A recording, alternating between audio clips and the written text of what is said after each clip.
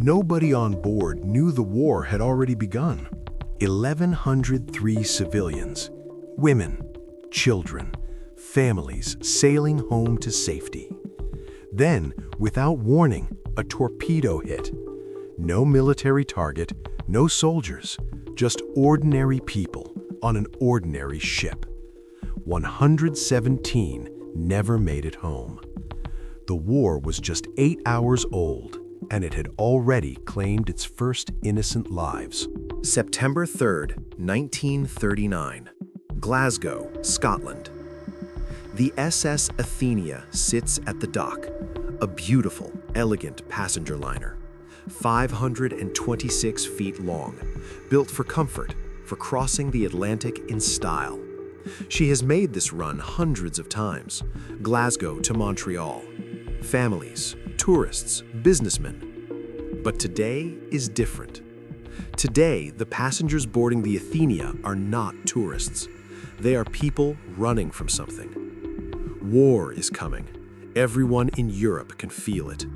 For months, Hitler has been marching, threatening, invading, pushing. Britain and Germany are on the edge. The newspapers are full of warnings.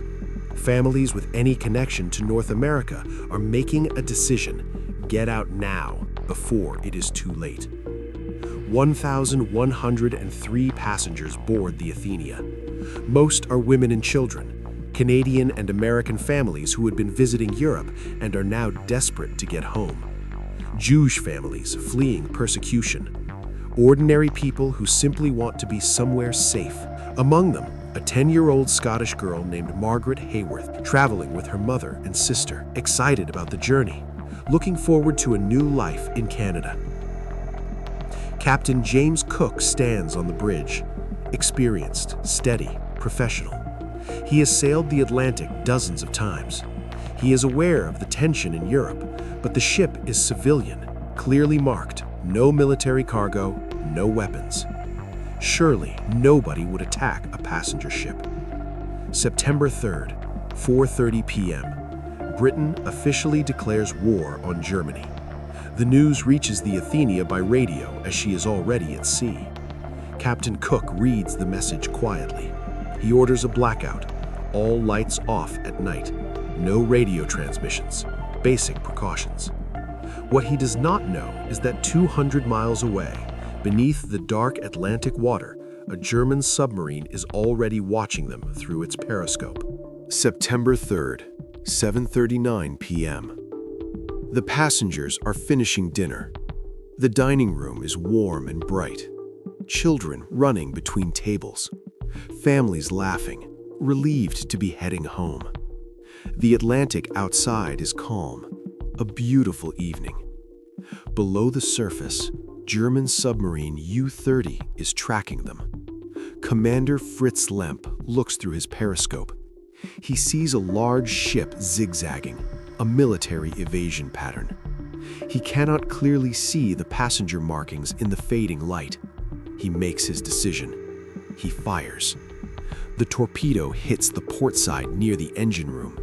The explosion tears through the lower decks. The dining room collapses. Lights go out everywhere. Screaming fills the darkness. Mothers separated from children. Husbands grabbing strangers' hands in the dark. Children screaming names nobody can answer. The ship begins listing immediately. Lifeboats are lowered, but the listing hull causes some to slam violently against the steel sides. One falls, dropping passengers directly into the freezing Atlantic below. Little Margaret Hayworth is separated from her mother in the chaos.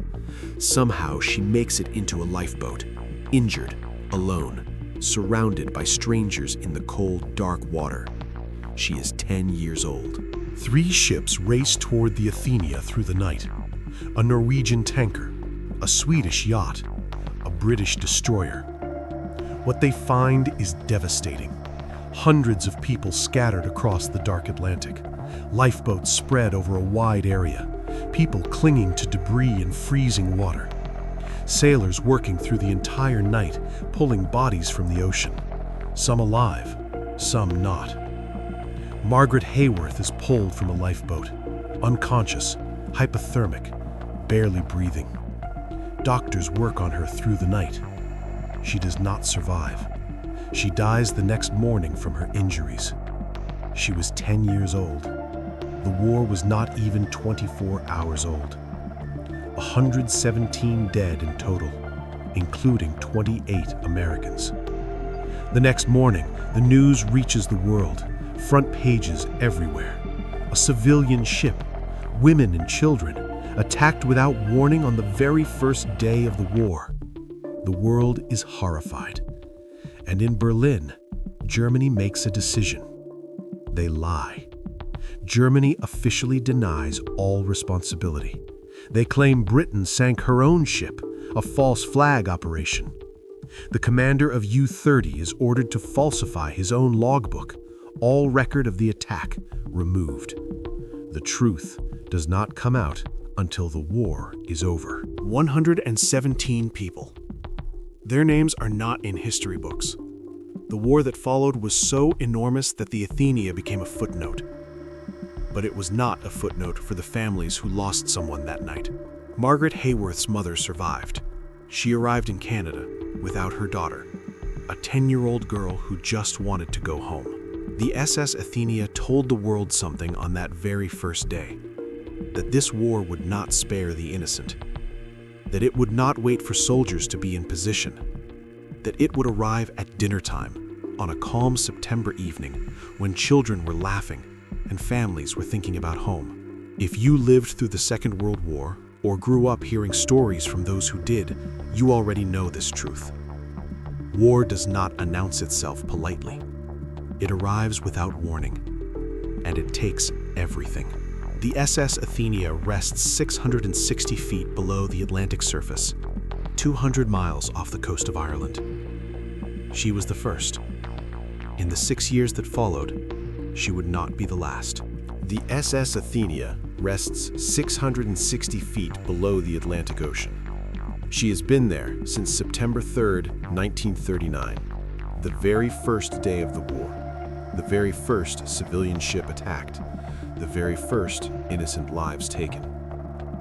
117 people never made it home. They were not soldiers, they were not heroes, just ordinary people who simply wanted to be somewhere safe. Margaret Hayworth was 10 years old. She survived the torpedo. She survived the freezing water. She survived the chaos of that terrible night. But she did not survive the morning.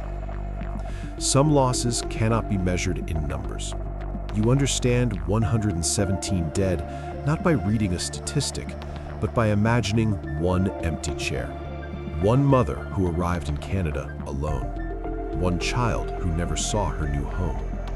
That is what war costs. Not battlefields, not strategy, people. The SS Athenia was the first. She was not the last.